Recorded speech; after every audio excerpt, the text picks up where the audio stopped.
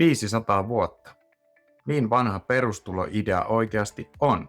Thomas More kirjoitti siitä vuonna 1516. Thomas Paine ehdotti sitä vuonna 1795. Milton Friedman halusi oman versionsa 1960-luvulla. Ja silti yksikään suuri valtio ei ole koskaan ottanut käyttöön täysimittaista perustuloa. Miksi? Koska perustulo ei ole vain talouspolitiikkaa. Se on kysymys vallasta.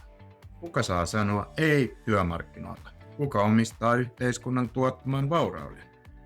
Ja kuinka paljon vapautta ihmisillä oikeasti on, jos hänen täytyy hyväksyä mikä tahansa työ selviytyäkseen? Tänään käydään läpi 4 tärkeintä modernia perustulokirjaa. Juan Paris ja Vanderbilt, Guy Standing, Anthony Atkinson ja Charles Murray. 4 kirjaa. 4 poliittista maailmaa, sama kysymys. Onko perustulo utopia vai seuraava vaihe kapitalismin evoluutiossa? Philip Juan Paris ja Jannik Vanderbilt tekevät yhden asian heti selväksi. Perustulo ei ole sama asia kuin sosiaalituki. He määrittelevät perustulon 3 ehdolla.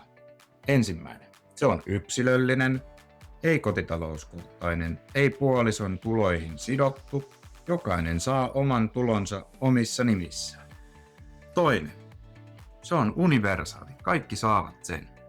3. Se on velvoitteeton. Ei työnhakupakkoa, ei aktivointia, ei byrokratiaa todistamassa, että olet riittävän köyhä. Tämä kuulostaa yksinkertaiselta.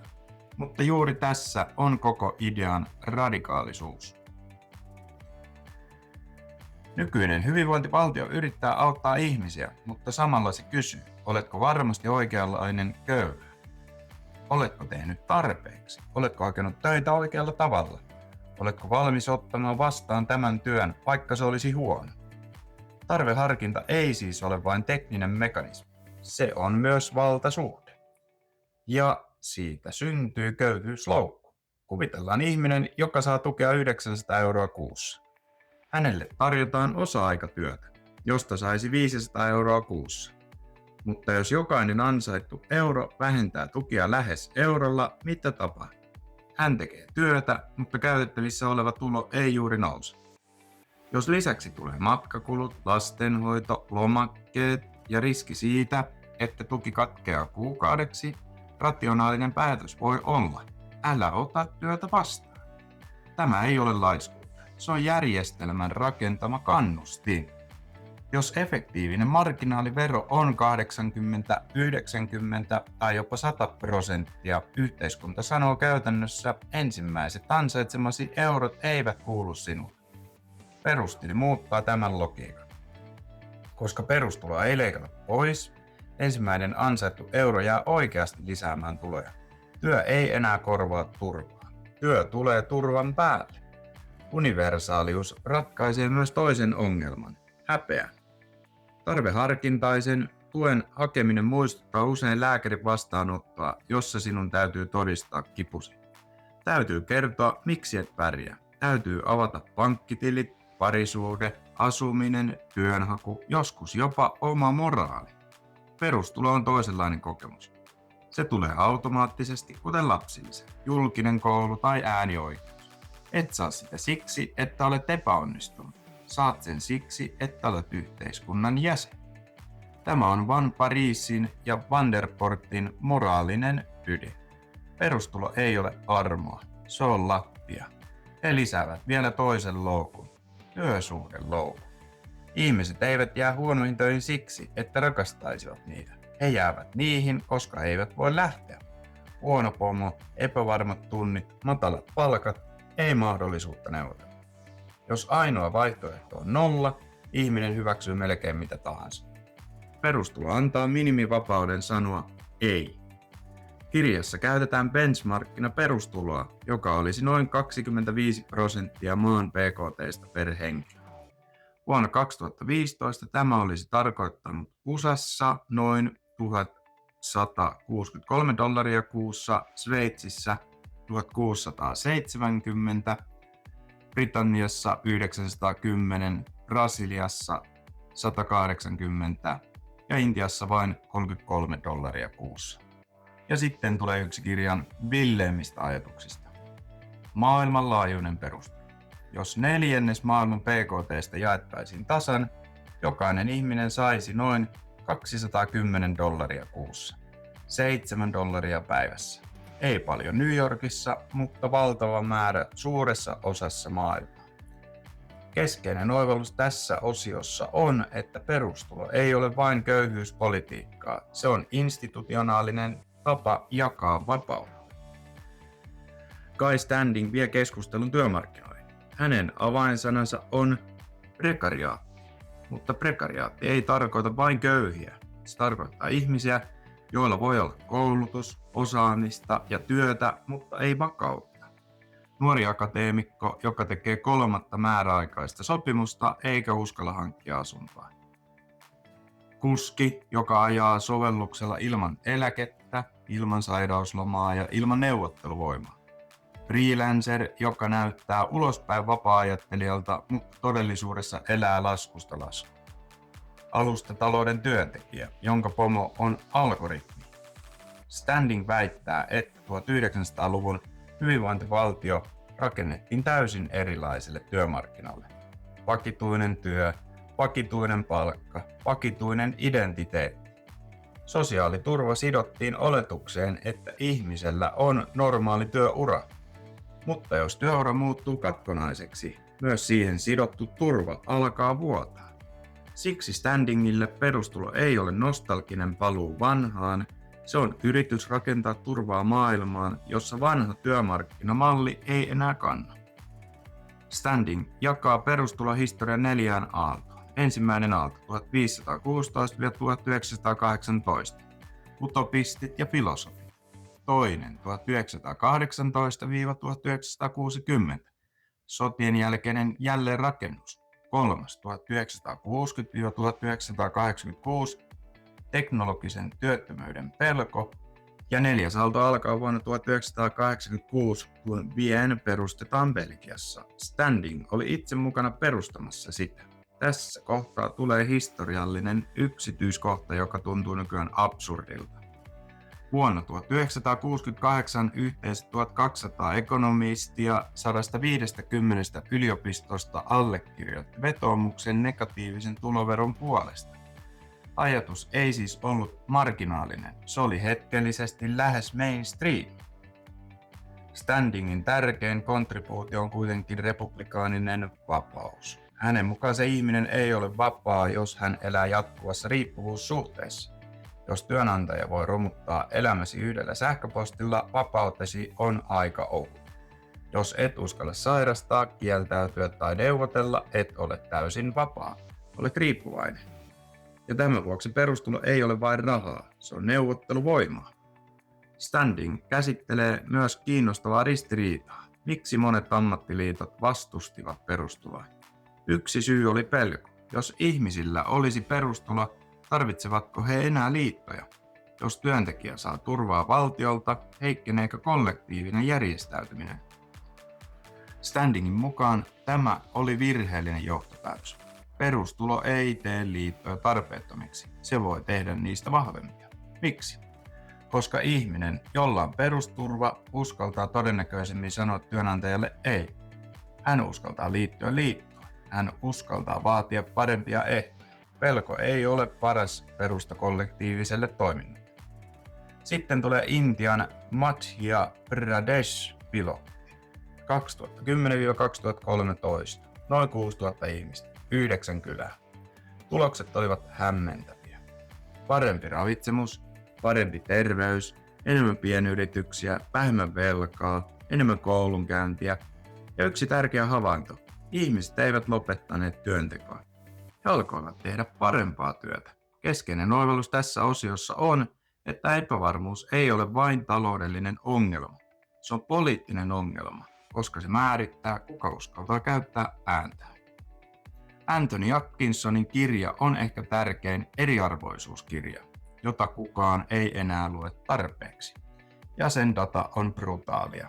USAn top 1% sai vuonna 1979 noin 10% kaikista tuloista. vuonna 2012 19%, lähes kaksinkertaista. Britanniassa kehitys on vielä dramaattisempi. 1919 top 1% sai 19% tuloista, 1979 vain 6%, 2013 takaisin noin 13%. Atkinson osoittaa, että 1900-luvun puoliväli oli historiallinen poikkeus. Eriarvoisuus oikeasti pieneni, mutta sitten tapahtui 1980-luku. USAn Gini-kerroin nousi voimakkaasti, Britanniassa vielä nopeammin, ja samalla hyvinvointivaltion logiikka muuttui. Universaalista järjestelmästä tuli yhä enemmän kontrollijärjestelmä. Atkinson ei silti täysin hyväksy puhdasta perustuloa. Hän pelkää, että osa ihmisistä irtoaa työmarkkinoista pysyvästi. Siksi hän ehdottaa osallistumistuloa. Saat tulon, jos osallistut yhteiskuntaan. Työ, hoiva, opiskelu, vapaaehtoistyö. Tämä on kiinnostava kompromissi. Se yrittää yhdistää universaalin turva- ja työetiikan. Mutta tässä kohtaa pitää kysyä kriittinen kysymys. Kuka päättää, mikä lasketaan osallistumiseksi? Onko kotona omaa lastaan hoitava riittävästi osallistunut? Entä ihminen, joka hoitaa iäkästä vanhempaansa, mutta ei raportoi sitä viranomaiselle? Entä vapaaehtoistyö, jota tehdään epämuodollisesti naapurustossa? Jonkun täytyy valvoa, jonkun täytyy kirjata, jonkun täytyy hyväksyä tai hylätä. Ja juuri silloin osallistumistulo alkaa muistuttaa sitä samaa byrokratiaa, josta perustulo yrittää päästä eroon. Tämä on Van Parisin vastaus Atkinsonille. Jos perustulon idean poistaa nöyryyttävä todistelu ja antaa ihmisille lattia, osallistumistulo palauttaa ovenvartijan takaisin sisään. Se voi olla poliittisesti helpompi myydä, koska se kuulostaa reilulta, jokainen osallistuu, mutta samalla se siirtää vaikeamman kysymyksen viranomaiselle. Mikä elämä on tarpeeksi hyödyllistä? Atkinsonin data johtaa silti yhteen väistämättömään johtopäätökseen. Nykyinen järjestelmä ei enää automaattisesti jaa kasvua. Vuonna 2012 EU:ssa 124,2 miljoonaa ihmistä oli köyhyysriskissä tai sosiaalisesti syrjäytynyt. 1/4 eurooppalaisesta. Yhdysvalloissa 45 miljoonaa ihmistä eli virallisen köyhyysrajan alapuolella vuonna 2013. Ja top 0,01% saa noin 1/20 kaikista tuloista. Keskeinen oivallus tässä osiossa on, että eriarvoisuus ei ole teknologinen välttämättömyys, se on institutionaalinen valinta. Mutta jos ratkaisu vaatii valvontakoneiston, se voi toistaa vanhan ongelman. Ja nyt tapahtuu jotain todella outoa. Perustulon ehkä radikaalein puolustus tulee oikealta. Charles Murray, libertaari, konservatiivi, hyvinvointivaltion kriitikko. Hänen kirjansa In Our Hands ehdottaa $10,000 vuodessa jokaiselle yli 21-vuotiaalle amerikkalaiselle, kaikille. Murrayn argumentti ei ole tasa-arvo, se on tehokkuus ja valtion rajaaminen. Hän väittää, että nykyinen hyvinvointivaltio on liian kallis, liian byrokraattinen ja tuottaa riippuvuutta.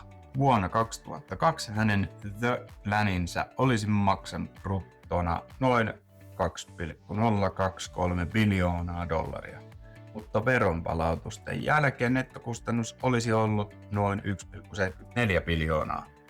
Nykyinen järjestelmä maksoi silloin noin 1,385 biljoonaa, erotus 355 miljardia. Mutta Murrayn mukaan käyrät leikkaavat vuonna 2011. Miksi? Koska nykyjärjestelmän kustannukset kasvavat nopeammin, erityisesti Medicare. CBOn mukaan plus 7,2% vuodessa. Murrayn järjestelmä, noin 1%. Sitten tulee ehkä kirjan tunnetuin laskelma. Jos henkilö ansaitsee työuransa ajan noin $20,000 vuodessa, nykyinen Social Security tuottaisi noin $10,992 vuodessa eläkkeellä. Murrayn malli tuottaisi noin $34,350 vuodessa. Ero syntyy sijoitustuotoista. Ja Murray käyttää yhtä hurjaa datapistettä puolustuksekseen. Pahin 45 vuoden osaketuotto Yhdysvaltain historiassa 1887–1932 oli silti noin plus 4,3% vuodessa. Mutta jakson tärkein wow-momentti ei ole mikään yksittäinen laskelma. Se on ideologinen paradoksi. Libertaari Murray ja vasemmistolibertaari Van Parijs päätyvät lähes samaan politiikkamalliin täysin eri filosofioista. Murray haluaa hajottaa hyvinvointivaltion ja antaa rahat ihmisille suoraan. Van Parijs haluaa vapauttaa ihmiset työnpakosta ja jakaa reaalista vapautta kaikille. Eri syyt, sama ratkaisu. Toisille perustulo on tapa pienentää valtiota, toisille se on tapa tehdä vapaudesta todellista myös niille, joilla ei ole omaisuutta. Tämä jännite on koko perustulokeskustelun ydin. Siksi pienin Soulin kongressin päätöslauselma vuonna 2016 on niin tärkeä. Siellä todettiin, että perustulo ei saa vaarantaa hyvinvointivaltiota. Se on käytännössä suora vastaväite Murrayn lähestymistavalle. Perustulo voi olla lattia, jonka päälle rakennetaan, tai se voi olla puskutraktori, jolla puretaan muu sosiaaliturva. Mekanismi voi näyttää samalta. Politiikka sen ympärillä voi olla täysin eri. Keskeinen oivallus tässä osiossa on, että sama perustulomalli voi olla yhtä aikaa vasemmistolainen vapausprojekti ja oikeistolainen valtionpurkuprojekti. Siksi perustulosta ei voi puhua ilman kysymystä, mitä muuta sen rinnalla säilytetään. Kun nämä 4 kirjaa laitetaan rinnakkain, perustulo alkaa näyttää vähemmän utopialta ja enemmän riskienjakomekanismilta. Van Parijs, vapaus, standing, prekariaatin turva, Atkinson, eriarvoisuuden korjaus, Murray, byrokratian korvaaja. Kaikki katsovat samaa ongelmaa eri suunnasta. Moderni talous tuottaa yhä enemmän epävarmuutta, mutta epävarmuus ei jakaudu tasaisesti. Automaatio, alustatalous ja globalisaatio eivät osu kaikkiin samalla tavalla. Joillekin ne tuovat osakeoptioita, datamonopoleja ja pääomatuloja. Toisille ne tuovat pätkätyötä, jatkuvaa uudelleen kouluttautumista ja pelon siitä, että seuraava teknologia tekee oman työn tarpeettomaksi. Siksi perustulo on kiinnostava väitöskirjakysymys. Se ei ole vain tulonsiirto. Se on vastaus kysymykseen, kuka maksaa, kun riski realisoituu. Kuka maksaa, kun automatisaatio korvaa työn? Työntekijä yksin, yritys, valtio? Vai jaetaanko riski koko yhteiskunnalle, koska myös tuottavuuden kasvu on yhteiskunnallisesti rakennettu? Otetaan konkreettinen suomalainen kysymys. Mitä tapahtuisi Suomessa, jos perustulo olisi 560 € kuussa? Suunnilleen Kelan perusturvan taso. Poistaisiko se köyhyysloukku? Osittain kyllä. Jos 560 € tulisi automaattisesti eikä katoaisi heti työn myötä, ensimmäinen ansaittu euro olisi vähemmän riskialtis. Osa-aikatyön vastaanottaminen olisi helpompaa. Byrokratia vähenisi. Häpeä vähenisi. Mutta riittääkö se? Ei välttämättä. Jos asumistuki, toimeentulotuki ja verotus leikkaavat tuloja edelleen voimakkaasti, loukku ei katoa. Se vain siirtyy järjestelmän toiseen kohtaan. Pieni perustulo voi olla hyvä lattia, mutta se ei yksin ratkaise koko talon rakennetta. Tämä on tärkeää, koska perustulosta puhutaan usein ikään kuin sillä olisi yksi ainoa muoto. Ei ole. 560 € kuussa on eri politiikka kuin 1200 € kuussa.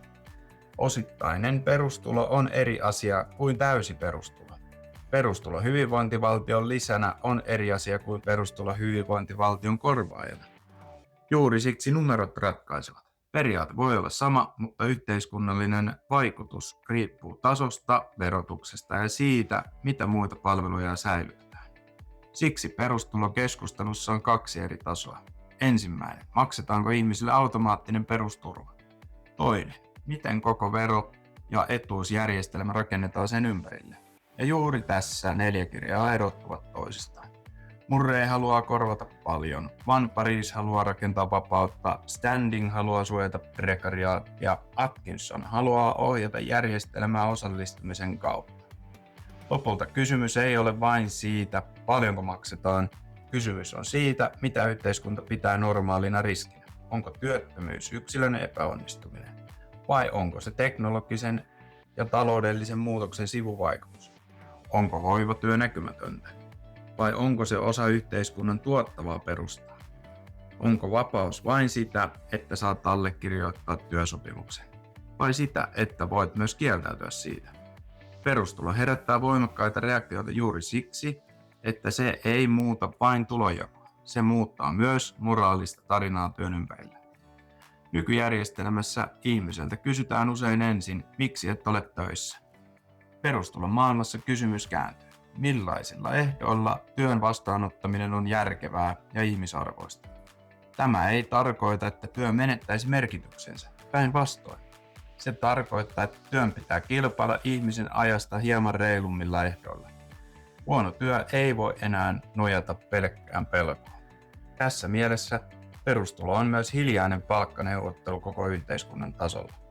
Se nostaa pohjahintaa, jolla ihminen luovuttaa aikansa, kehonsa ja huomionsa markkinoille.